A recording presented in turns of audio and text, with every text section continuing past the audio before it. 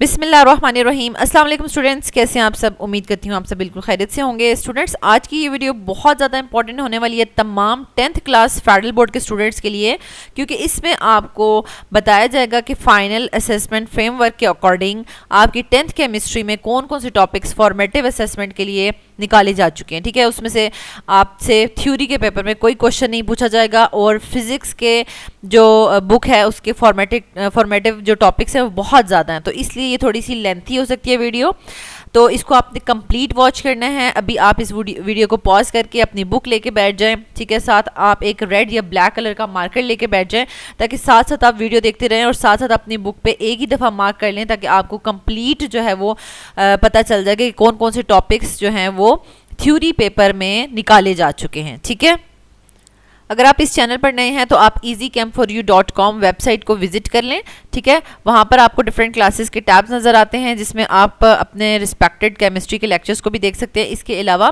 Final assessment frameworks का जो tab नज़र आ रहा है उसको आप जब क्लिक करेंगे तो आपको केमिस्ट्री के साथ साथ डिफरेंट अदर सब्जेक्ट्स के भी असेसमेंट फ्रेमवर्क्स जो हैं वो यहाँ पर मिल जाएंगे। ठीक है, आप इनको वॉच कर सकते हैं और अपनी बुक पे मार्क कर सकते हैं। अब सबसे पहले आप फेडरल बोर्ड की वेबसाइट पर आ जाएं। ठीक है, फेडरल बोर्ड की वेबसाइट को जब आप क्लिक करते हैं, ठीक है, तो आपके पास यहाँ पर सिलेबस एंड मॉडल पेपर्स का आपको एक टैब नज़र आता है। ठीक है, आप इसको क्लिक कर लें। फिर फर्स्ट जो टैब है SLOs बेस्ड एग्जामिनेशन, उसको क्लिक कर लें।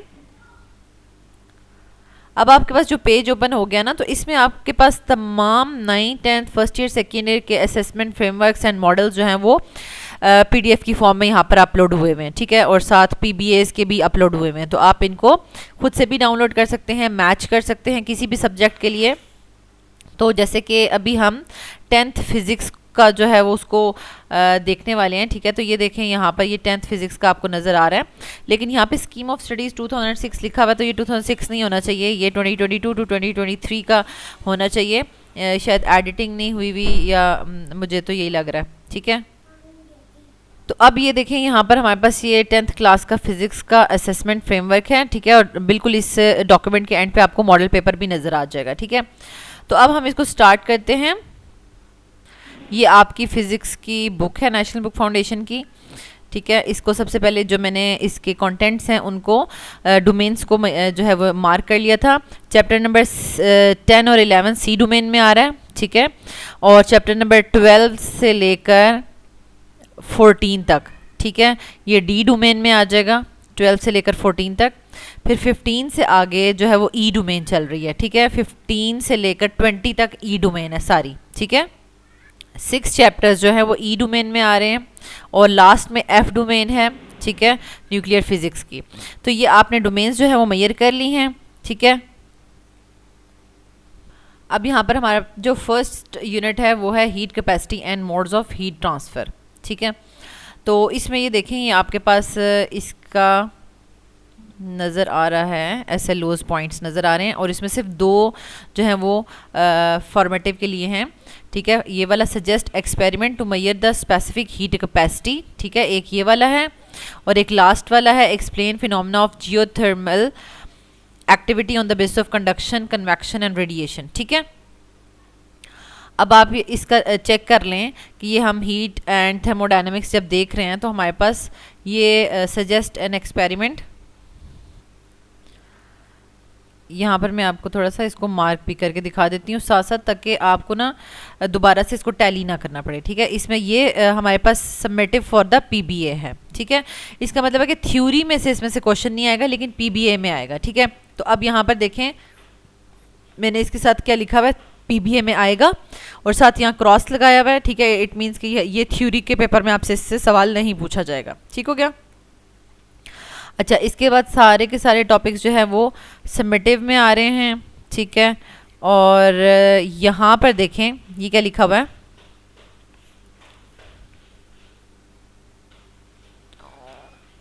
अच्छा, यहाँ पर ऐसा है ना कि जैसे कि हम ये हीट कैपेसिटी को देख रहे थे, क्योंकि इसमें मुझे बहुत ज़्यादा टाइम इस वजह से भी लग गया था, 4 to 5 आवर्स मेरे लगे थे इस पूरे मतलब इसको मार्क करने में, क्योंकि देखिए इन्होंने जो ये असेसमेंट फ्रेमवर्क मॉडल दिया हुआ है इसमें टॉपिक्स आगे पीछे हैं लिस्ट में, ठीक है। और जो हमारे पास ये चैप्टर है एसओलोज, इसमें ये जो है वो डिफरेंट डिफरेंट आपको चैप्टर्स में नज़र आएंगे, ठीक है। जैसे कर हम यहाँ से जब जा रहे हैं, ठीक है, तो अब आपको ये सारा सबमिटिव नज़र आ रहा है, लेकिन यहाँ पर जाके आपको ये फॉर्मेटिव नज़र आता है ना, सबमिटिव फॉर पीबीए, फिर ये फॉर्मेटिव नज़र आता है, ठीक है, और ये भी फॉर्मेटिव नज़र आता है। लेकिन ये वाले जो आपके हैं ना टॉपिक्स, ये इस चैप्टर में नहीं है, ठीक है, अगले चैप्टर में है जिसमें मैंने मार्क किए हैं, ठीक है। तो इस चैप्टर में आपके पास आ जाता है ये वाला जो मैंने आपको मार्क करवाया, ये देखें, explain the phenomena of geothermal activity on the basis of conduction, convection and radiation, जो मैंने आपको अभी बताया, ठीक है, ये देखें। तो ये कंप्लीट जो है ना फॉर्मेटिव है, ये नहीं है कि सबमिटिव फॉर मतलब लाइक पीबीए, ऐसा कुछ भी नहीं है, ये कंप्लीट निकल चुका है ये टॉपिक। तो इस वजह से थोड़ा सा अगर स्टूडेंट्स खुद से इस डॉक्यूमेंट को लेके देखेंगे तो उनको भी काफ़ी टाइम लगने वाला था, तो इस वजह से फिर मैंने जो है कि स्टूडेंट्स के कहने पे इसको अपलोड कर दिया है ताकि स्टूडेंट्स का टाइम ना लगे और सारे के सारे एसएलओज को एक एक लाइन जो है एसएलओज जो है वो पढ़कर मार्क किया गया, ठीक है। अब जब इस 10th चैप्टर में से 2 टॉपिक्स निकल गए हैं, ठीक है, तो उनको आप ज़रा अपनी बुक में मार्क कर दें। वो कौन कौन से हैं ये देखें, measurement of specific heat of solids and liquids. अब ये वाला जो सॉलिड्स एंड लिक्विड्स वाला था ना, जो ऊपर हमने मार्क किया था बिल्कुल स्टार्ट में, ये देखें ये क्या लिखा हुआ है, suggest experiments to measure the specific heat of solids and liquids, ठीक है, पूरा प्रॉपर लिखा हुआ है ना। लेकिन यहाँ पर इन्होंने जब एसएलओज में लिखा तो सिंपल लिखा कि specific heat capacity of solids and liquids नहीं लिखा, लेकिन चैप्टर में है, चैप्टर में प्रॉपर लिक्विड्स के लिए अलग एक्सपेरिमेंट है, सॉलिड्स के लिए अलग है। ये देखें, measurement of the specific heat of solids and liquids, methods of mixtures, ठीक है, measurement of unknown specific heat of का heat capacity of the solids, ये भी इसको क्रॉस लगा दें, ठीक है। फिर आपका ये प्रोसीजर पूरे एक्सपेरिमेंट का आ रहा है, इसको भी क्रॉस लगा दें, लेकिन ये पीबीए के लिए है इसलिए साथ पीबीए लिख दें, ठीक है। अच्छा, फिर आ जाता है ये specific heat capacity of the liquids, ठीक है, इसको भी हम जो है वो क्रॉस लगा रहे हैं थ्योरी के लिए, ठीक है। अच्छा, फिर आपके पास आ जाता है इलेक्ट्रिकल हीटिंग मेथड, ठीक है, ये भी एक है measurement of unknown heat specific heat capacity of the solids, solids की मेजर करने के लिए ये पूरा का पूरा इसको क्रॉस लगा दें। Measurement of unknown specific heat capacity of the liquids, ठीक है, ये पीबीए के लिए है लेकिन थ्योरी के लिए क्रॉस लगा दें, ठीक है। तो ये आपने इसको क्रॉस लगा दिया। और दूसरा जो टॉपिक आपको मैंने दिखाया था एंड पे के जियोथर्मल एक्टिविटीज़ को आपने क्रॉस लगाना था, वो फॉर्मेटिव है, पूरा का पूरा फॉर्मेटिव है, यानी पीबीए में भी नहीं पूछा जाएगा, तो इसलिए ये 10.5 जो टॉपिक है और इसमें तमाम आ जाती हैं कि फ्लो ऑफ मैग्मा बीनीथ अर्थ, ठीक है। अच्छा, वोल्केनिक एरप्शन आ जाता है, मूवमेंट ऑफ इलेक्ट्रॉनिक प्लेट्स आ जाता है, ये सारा का सारा आप इसको निकाल देंगे, ठीक है। Earth core maintaining its temperature, ये सारे टॉपिक्स आपने निकाल दिए। अब हम आ जाते हैं सेकेंड चैप्टर की तरफ, दैट इज़ 11th चैप्टर, ठीक है, क्योंकि 2-3 चैप्टर्स में ना इनकी चीज़ें मिक्स हुई हुई हैं। अच्छा, अब ये हमारा है थर्मल ट्रांसफॉर्मेशन। अब देखिए चैप्टर का नाम लिखा हुआ है थर्मल ट्रांसफॉर्मेशन, ठीक है, लेकिन यहाँ पर जो है वो इन्होंने हीट एंड थर्मोडायनेमिक्स दिया हुआ, तो इस वजह से भी स्टूडेंट्स जो हैं वो थोड़ा सा कंफ्यूज हो जाते हैं, ठीक है। और फिर नीचे thermal expansion and kinetic theory of matter लिखा हुआ इसी तरीके से, ठीक है। तो चीज़ें तो वही हैं, मतलब लाइक ये आपके पास आ जाती हैं, use the term for the changes of states between the solids and the gases, ठीक है। अब इसमें से सिंपल एक जो है वो टॉपिक ये देखें निकाला हुआ है, एक नहीं बल्कि 1 2 3 टॉपिक्स निकले हैं, ठीक है।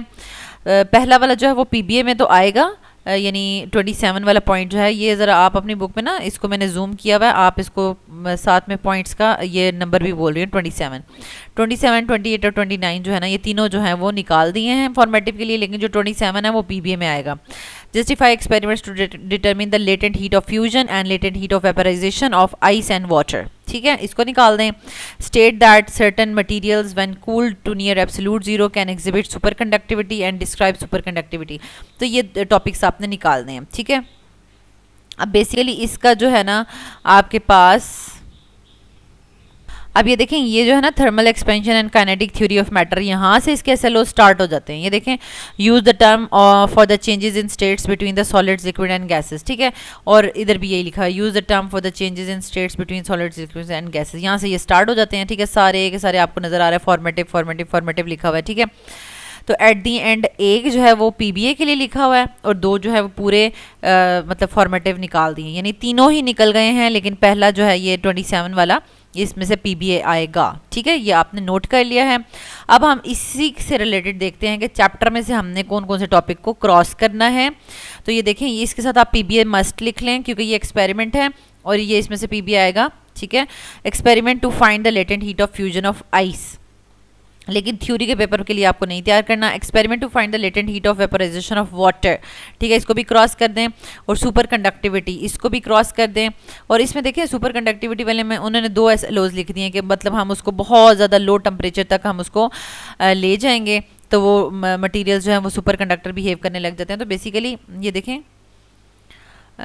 यानी इसमें इसी का ही है कि मतलब हम इसको टेम्परेचर इतना ज़्यादा लो करेंगे क्रिटिकल टेम्परेचर तक चला जाए, ठीक है।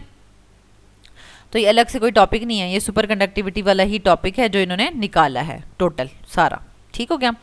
11.6। अब आ जाते हैं 12, यानी वेव्स के टॉपिक पर आ जाते हैं, ठीक है।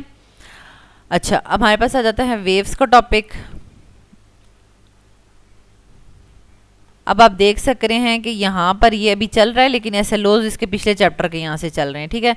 तो ये काफ़ी चीज़ें चेक करने के बाद जो है समझ आई थी, क्योंकि ये थोड़ा सा आगे पीछे है। अब यहाँ पर आ जाते हैं डोमेन डी के ऊपर, वेव्स स्टार्ट हो गया है, ठीक है। वेव्स का चैप्टर स्टार्ट हो गया।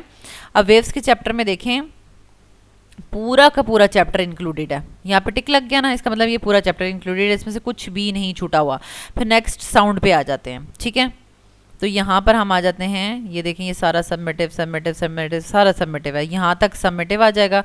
ये साउंड स्टार्ट हो गया, ठीक है। अब साउंड वाले टॉपिक में देख लें, आपके पास यानी सारे एसएलओज जो हैं वो बिल्कुल उन पे कुछ भी क्रॉस नहीं लगा हुआ, सिर्फ एंड वाला, explain how sound is converted by the eardrum and nerves into electrical signals, ठीक है, and then interpreted by the brain. यानी पूरा हमारा कान का जो सुनने का प्रोसेस है, ठीक है, यानी साउंड को पहले इलेक्ट्रिकल सिग्नल में कन्वर्ट किया जाता है, फिर वो दिमाग पे जाता है और फिर वो उससे हमें सुनाई देता है, ठीक है। ये वाला टॉपिक निकालना है, ठीक है। अब आप देखें, ये साउंड है, यहाँ पे साउंड का आपको चैप्टर नज़र आ रहा है ना, ये देखें, ये साउंड है। तो इसका यहाँ से देखें सबमिटिव सबमिटिव सब सबमिटिव जा रहा है, ठीक है। सिर्फ ईयर ड्रम वाले टॉपिक पे जो है वो आपको नज़र आएगा फॉर्मेटिव, ये देखें, ये आ गया, ठीक है, ये टॉपिक आ गया। और explain how the sound is converted by the eardrum and nerves into the electrical signals and then interpreted by the brain, ठीक है। अब आपको पता चल गया कि वेव्स में से सिर्फ एक टॉपिक निकाला है और बुक में वो टॉपिक किधर है, ये वाला 13.12 टॉपिक है, ह्यूमन हियरिंग सिस्टम, ठीक है। इस पे क्रॉस लगा दें। अब आ जाएं चैप्टर 14 के ऊपर, ठीक है। चैप्टर 14 पे आप देख सकते हैं काफ़ी ज़्यादा निकाल दिए हैं टॉपिक्स। ये देखें, एक 39 नंबर टॉपिक निकाला है जो कि 39 और 40 दोनों में से पीबीए तो आएगा, लेकिन 39 को कम्प्लीटली निकाल दिया, थ्योरी नहीं पूछी जाएगी, ठीक है। और ये जो है 53 नंबर पॉइंट जो है, ठीक है। अच्छा, 56, 57 और 58, ठीक है, ये सारे, इनसे भी कोई थ्योरी का क्वेश्चन नहीं पूछा जाएगा, ठीक है। तो इसको मैं आपको ज़रा ना असेसमेंट फ्रेमवर्क मॉडल में भी दिखा देती हूँ, ठीक है। सबसे पहला इसका एसएलओज है, define and use the term normal, angle of incidence and angle of refraction, ठीक है। ये साउंड नहीं है हमारे पास, कौन सा टॉपिक चैप्टर है, ऑप्टिक्स, ठीक है। ऑप्टिक्स स्टार्ट हो चुका है। तो यहाँ पर हमारे पास ये देखें, ऑप्टिक्स का चैप्टर है, लेकिन यहाँ पे लिखा है ज्योमेट्रिकल ऑप्टिक्स। तो मतलब थोड़ी थोड़ी सी आप कह लें कि चेंजेस हैं, चैप्टर के नेम्स में भी चेंजेस हैं, ठीक है, वो तो कोई इशू नहीं है। ये इसका फर्स्ट एसएलओ है, ठीक है। सबमिटिव, सब आपको सबमिटिव नज़र आ रहा है, ठीक है, सबमिटिव हैं सारे टॉपिक्स, ठीक है। अच्छा, फिर आपके पास यहाँ पर आपको 2 टॉपिक्स जो हैं वो नज़र आते हैं, ठीक है। ये कि सबमिटिव फॉर द पीबीए, मतलब जो सबमिटिव फॉर द पीबीए, इसका मतलब है कि वो थ्योरी में तो आप बिल्कुल भी नहीं पूछेंगे, लेकिन अब ये वाला जो सेकंड टॉपिक है ना, submissive for theory and PBA, दोनों के लिए सबमिटिव है, ठीक है। तो इसका तो कुछ इशू नहीं है, इसके साथ सिर्फ हमने पीबीए लिख दिया, बेसिकली ये वाला टॉपिक निकाला है थ्योरी के पेपर के लिए, ठीक है। अच्छा, बिल्कुल एंड पर आ जाए ज़रा, ठीक है, सब सबमिटिव लिखा आ रहा है, ठीक है। अच्छा, फिर हमारे पास यहाँ पर एक ये टॉपिक सबमिटिव हो गया, ठीक है। Describe the use of a single lens as a various optical device applications, ठीक है।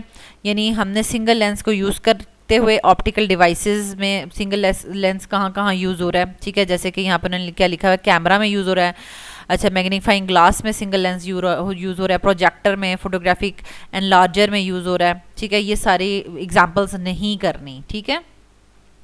तो अब आप आके देखें, ये देखें, describe the use of a single lens in various optical devices, ठीक है। ये वाला हमने क्रॉस कर दिया, ठीक है, ये भी क्रॉस कर दिया। और लास्ट में भी हमने 3 टॉपिक्स क्रॉस करने हैं, ठीक है। ये 3 टॉपिक्स क्रॉस करने हैं, ये 3 टॉपिक्स। मैं सब सारा आपको इस वजह से साथ साथ दिखा रही हूँ, सिर्फ बुक पे ही बस मार्क क्यों नहीं लगवा रही, क्योंकि ताकि आपको पूरा 100% बिलीव हो जाए और आपको दोबारा से ये असेसमेंट फ्रेमवर्क मॉडल वाला डॉक्यूमेंट खोल के देखने की ज़रूरत ही ना पड़े, क्योंकि आपके सामने ही सारा का सारा जो है वो आपको दिखाया जा रहा है कि यस, ये आपको कंफर्म हो जाए कि यस ये सारी चीज़ें थी। अब देखें, illustrated with example that how biological I processes the colours in various organisms, ठीक है। तो ये वाला हमने निकाल दिया, ये लिखा हुआ है 56 में। फिर लिखा हुआ है state that extreme gravity from interstellar objects like black holes can cause the light to bend, ठीक है। तो ये देखें, ये सारा state the extreme gravity in the interstellar objects. और लास्ट वाला हमारे पास आ जाता है एकॉस्टिक लेंसेज, ठीक है, are made up of materials and shapes that work to focus and diverge the sound, ठीक है। अब यही वाला टॉपिक है ये लास्ट में, ठीक है। अब ये देखें 1 2 3 4 और ये 5 टॉपिक्स कंप्लीटली निकाले जा चुके हैं। और वो 5 टॉपिक्स कहाँ कहाँ पर हैं वो देख लें। Experiment to study the refraction, ठीक है, ये आपका निकाल दिया उन्होंने, ठीक है। सबसे पहला वाला जिसके साथ हमने पीबीए लिखा हुआ था ना, ये देखें लिखा हुआ है describe an experiment to show the refraction of light by transparent blocks of different shapes, ठीक है। तो ये वाला आपने ये क्रॉस लगा देना है। अच्छा, aim of the experiment required, ये भी cross method for studying the refraction. अब ये देखें डिफरेंट शेप्स के आपको नज़र आ रहे हैं, इन पे क्रॉस लगा दें, रिजल्ट्स पे क्रॉस लगाते हैं, तो यहाँ तक सारा क्रॉस हो गया। और टोटल इंटरनल रिफ्लेक्शन के साथ सिर्फ लिखते हैं पीबीए, क्योंकि ये आएगा, ये पीबीए में भी आएगा और थ्योरी में भी इंक्लूडेड है, ठीक है, ये आएगा, ठीक है, हो गया।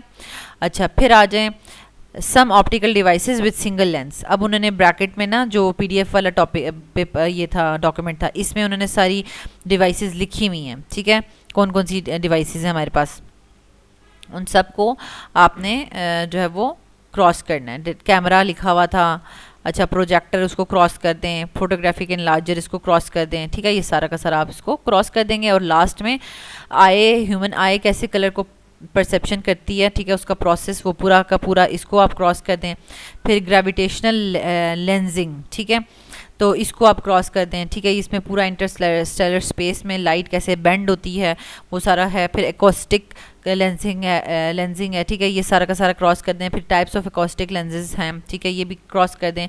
Material and shapes of acoustic lenses, ठीक है, ये सारा का सारा क्रॉस कर दें, ठीक है। नेक्स्ट आ जाता है चैप्टर नंबर 15, ठीक है, चैप्टर नंबर 15 का नाम है इलेक्ट्रोस्टैटिक्स, ठीक है, इलेक्ट्रोस्टैटिक्स है। इलेक्ट्रोस्टैटिक्स में यहाँ पे नाम है इलेक्ट्रिसिटी एंड मैग्नेटिज्म, ठीक हो गया। क्योंकि ये देखें यहाँ पर क्या लिखा हुआ है, state that there are positive and negative charges. पहले SLO ये है ना, अब ये देखें लिखा है state that there are positive and negative charges, मतलब यही चैप्टर है, चैप्टर का नाम देखें डिफरेंट है। यहाँ पर है इलेक्ट्रोस्टैटिक्स, ठीक है, और यहाँ पे है इलेक्ट्रिसिटी एंड मैग्नेटिज्म, ठीक है। तो इस वजह से ये वाला ना बहुत ही थोड़ा सा मतलब कंफ्यूजिंग हो रहा था, क्योंकि बाकी सब्जेक्ट्स के भी मैंने अपलोड की हैं वीडियोस वगैरह, लेकिन वो बिल्कुल एग्जैक्टली वही चैप्टर्स के नेम, वही सब कुछ, ईच एंड एवरीथिंग, और SLOs में भी कोई भी आगे पीछे नहीं था, तो बहुत आसानी हो रही थी। लेकिन इसमें बहुत ज़्यादा डिफ़िकल्टी हुई है। अच्छा, इसमें बस एक लास्ट टॉपिक निकाला है, state there are many kinds of atmospheric lightning, ठीक है, ये वाला एक टॉपिक निकाला है। ये देखें सब सबमिटिव लिखा आ रहा है, ठीक है, एक ये वाला टॉपिक निकाला है सिर्फ, ठीक है, ये वन, ठीक है। State that there are many kinds of atmospheric lightning, जिसमें आपके पास स्प्राइट्स आ जाते हैं, जेट्स, एल्व्स, ट्रोल्स, ठीक है, गोस्ट, बॉल लाइटनिंग, ये सारे के सारे जो है ना उस चैप्टर में से हमने निकालने हैं, ठीक हो गया। तो अब देख लें इसमें, ये देखें वैरायटीज़ ऑफ एटमॉस्फेरिक लाइटिंग, इसमें ये सारा का सारा इन्होंने एक्सप्लेन किया हुआ है। ये देखें स्प्राइट्स, जेट्स, ये सारे के सारे एक्सप्लेन किए मैं, ये इसको निकाल दिया है। नेक्स्ट आ जाता है चैप्टर नंबर 16। चैप्टर नंबर 16 का नाम क्या है? Current electricity. ठीक है, करंट एंड इलेक्ट्रिसिटी में देखें काफ़ी सारी चीज़ें निकाली हैं। मतलब दो तो उन्होंने सिंपल मतलब दो बल्कि पीबीए के लिए बोल दिया है, और काफ़ी सारी नहीं है बल्कि 3 है, जस्ट 3 टॉपिक्स निकाले हैं। और illustrate the use of ammeter, illustrate the use of voltmeter and experiment to determine the resistance. ठीक है, ये 3 निकाले हैं, और बाकी 2 जो हैं वो बताया कि वो पीबीए में भी पूछे जाएंगे। ठीक है, और इस टॉपिक इस चैप्टर का नाम था हमारे पास करंट इलेक्ट्रिसिटी। ठीक है, करंट इलेक्ट्रिसिटी। तो अब यहाँ पर इसका क्या नाम है ये देख लें, electric current and Ohm's law. देखें मतलब डिफरेंट नाम रखे हुए इन्होंने। अच्छा, अब जैसे मैंने आपको कहा था कि वो ए मीटर निकाला हुआ है फॉर्मेटिव। ठीक है, इसी तरीके से आपके पास वोल्ट मीटर निकाला हुआ है। ठीक है, ये वोल्ट मीटर जो है इसको भी निकाल दिया है। साथ साथ आप करते जाएं, मार्क करते जाएं तो आसानी हो जाएगी। ठीक है, वोल्ट मीटर को भी निकाल दें। अच्छा, और फिर हमारे पास लास्ट में एक्सपेरिमेंट जो है एक, उसको भी निकाल दें। Describe an experiment to determine the resistance. ठीक है, रेजिस्टेंस के लिए जो है एक्सपेरिमेंट। तो बाकी दो टॉपिक्स जो है इन्होंने कहा है कि ये पीबीए के लिए भी आएगा और थ्योरी के लिए भी, दोनों के लिए आएगा। ठीक है, दोनों के लिए आएगा। तो ये सबसे पहले हमने जब एसएलओज में मार्क कर लिया तो हम इन 3 टॉपिक्स को निकाल देते हैं। ये वाला ओहम्स लॉ वाला पीबीए में आएगा, और ये ohmic and non ohmic devices, ठीक है, ये पीबीए के लिए आएंगे। ये ग्राफ्स भी पीबीए के लिए आएंगे। तो बस हमने मतलब थ्योरी में भी आएंगे, पीबीए में भी आएंगे। हमने कोई क्रॉस नहीं लगाया इन टॉपिक्स पे। ये ना हो कि आप कहें कि ओहो यहाँ पे क्रॉस है, ये क्रॉस मतलब पीबीए के लिए तो थ्योरी में नहीं आएगा। नहीं, यहाँ पे कोई क्रॉस नहीं लगा हुआ। इसका मतलब है कि ये पीबीए में भी आएगा और थ्योरी में भी आएगा। ठीक है, अच्छा, फिर आ जाता है हमारे पास हम जो है ए मीटर वाले को क्रॉस कर दें, फिर ये वोल्ट मीटर वाले टॉपिक को क्रॉस कर दें, और फिर experiment for the determination of resistance को क्रॉस लगा दें। ठीक हो गया। देन आ जाते हैं चैप्टर नंबर 17 इलेक्ट्रिक सर्किट्स। ठीक है, इलेक्ट्रिक सर्किट्स। ठीक है, अब देखें वहाँ पे चैप्टर का नाम है इलेक्ट्रिक सर्किट्स, और यहाँ पे नाम है सर्किट डायग्राम। ठीक है, मतलब लिटिल चेंज, सर्किट डायग्राम। फिर आ जाता है हमारे पास कैलकुलेट द टोटल ईएमएफ। पहला इसका वो है क्या कहते हैं, एसएलओ है। ठीक है, तो यहाँ पर हमारे पास, अच्छा मज़े की बात आप यहाँ देखें, अगेन यहाँ पे फिर एसएलओज आगे पीछे हो गए हैं। कैसे कि जो पिछले चैप्टर के एसएलओज थे ना, उसमें इसके भी एसएलओज 2 एक वहाँ पे घुसा दिए हैं। ये देखें, ये 30 एंड 31 एसएलओ जो है ना, ईएमएफ और आइडेंटिकल सोर्सेज, ये दोनों ना इस पिछले चैप्टर में चले गए। हालांकि ये चैप्टर यहाँ से स्टार्ट हो रहा है, सर्किट डायग्राम से स्टार्ट हो रहा है। ठीक है, लेकिन वो उधर 2 नज़र आ रहे हैं, तो कोई मसला नहीं है। वो भी वहाँ पे भी हमने चेक कर लिया था कि वो दोनों सबमिटिव हैं फॉर द थ्योरी, वो ओके हो गया था। ठीक है, उसके बाद तमाम के तमाम देखते जाएंगे।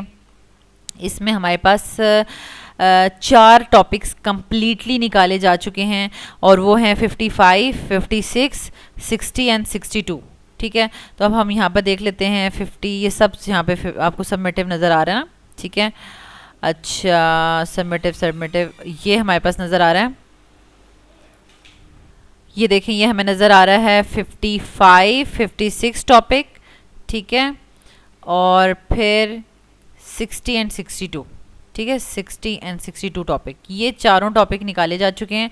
चारों टॉपिक में क्या था, state common electric hazards that may be caused from the malpractice and lack of maintenance. ठीक है, उसकी वजह से क्या क्या हो सकता है अगर हम अच्छे से इलेक्ट्रिक की जो चीज़ें हैं उनको अच्छे से यूज़ ना करें। तो damage insulation, overheating cables, damp conditions. ठीक है, ये सारा कुछ हो सकता है, ये सब निकाल दें क्योंकि जनरल नॉलेज की चीज़ें हैं। ठीक है, explain the use and operation of trip switches and fuses and choose appropriate fuse ratings and trip switch settings. ठीक है, ये मतलब जैसे हम घरों में जो लगाते हैं, फ्यूज़ लगाते हैं ताकि अगर वोल्टेज ऊपर नीचे हो जाए तो वो सारी की सारी वायरिंग जो है वो जलने से बच जाती है। ठीक है, वो सारा टॉपिक निकाल दिया। Explain why fuses and circuit breakers are connected into the live wire for the circuits to be switched off safely. ठीक है, ये बेसिकली फ्यूज़ और सर्किट ब्रेकर्स की सेटिंग है। ठीक है, कि किस तरीके से उनको हम सेट करते हैं। ठीक है, वो भी निकल जाएगा।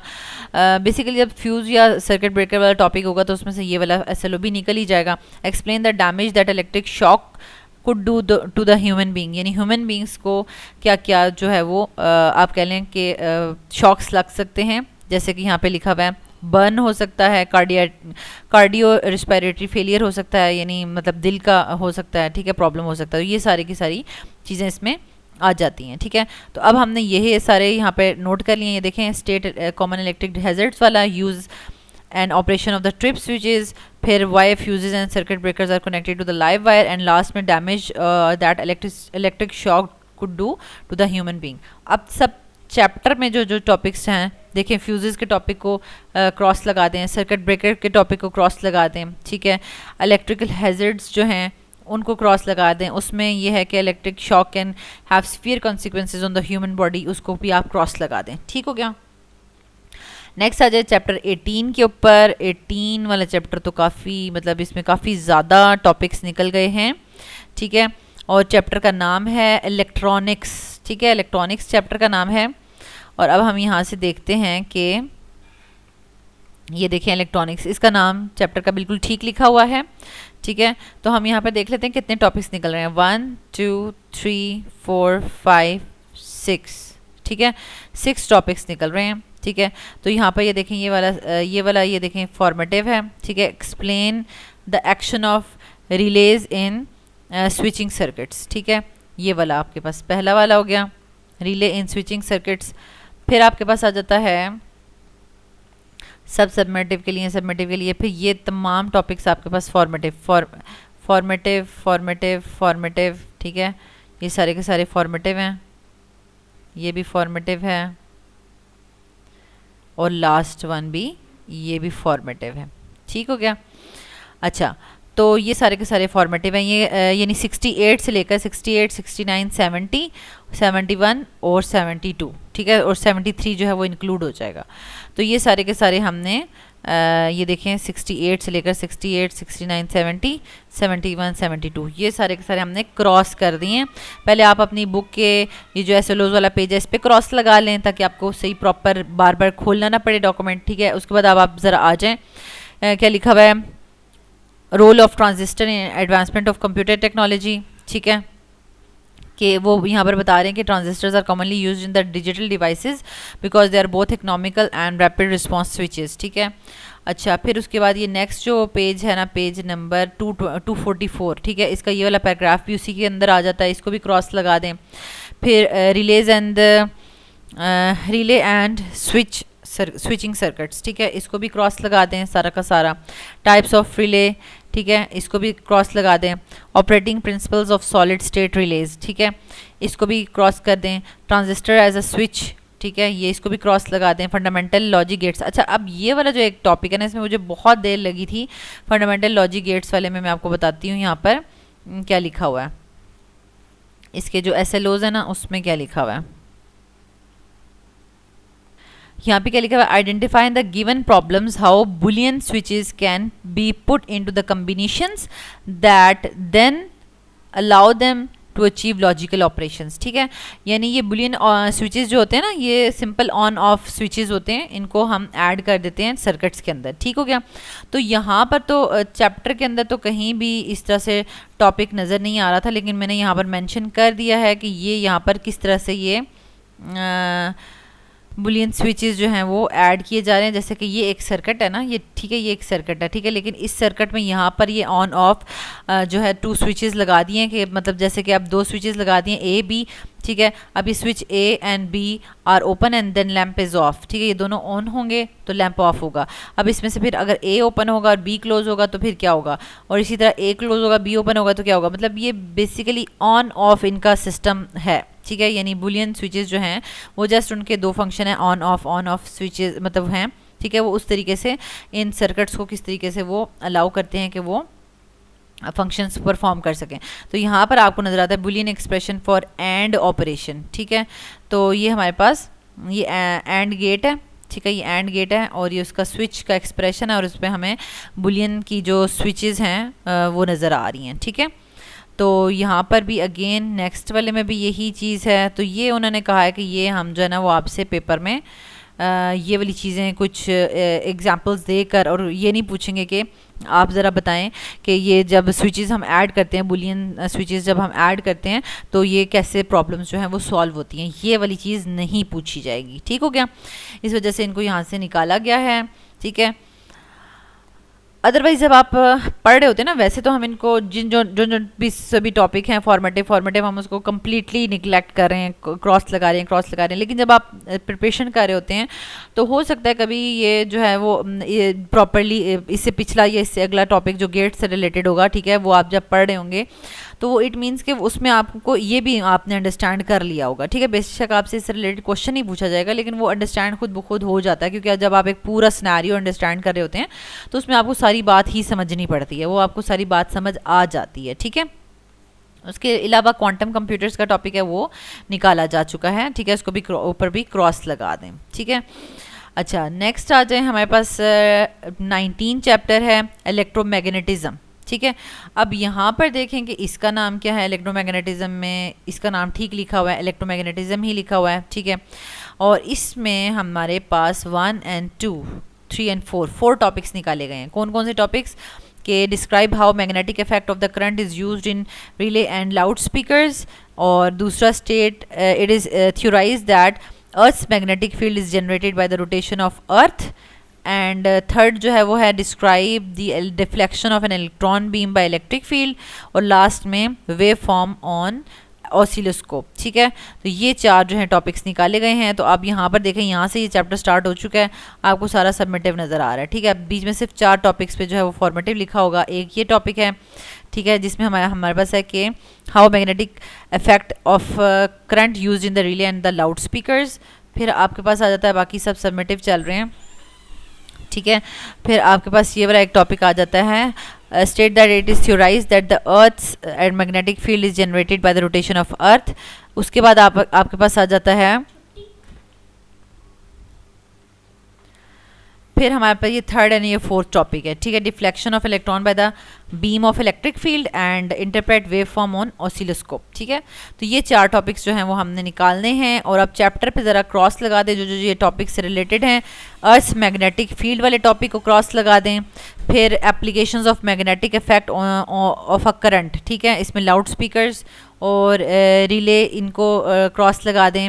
ठीक है, फिर हमारे पास आ जाता है deflection of an electric beam. ठीक है, yes, electron beam, deflection of an electron beam को क्रॉस लगा दें, और कैथोड रे ऑसिलोस्कोप को भी क्रॉस लगा दें। ठीक है, लास्ट में आ जाता है, मतलब सेकंड लास्ट है ये यूनिट नंबर 20 इलेक्ट्रोमैग्नेटिक वेव्स। ठीक है, इलेक्ट्रोमैग्नेटिक वेव्स में सिर्फ 2 टॉपिक्स जो हैं वो निकाले हैं।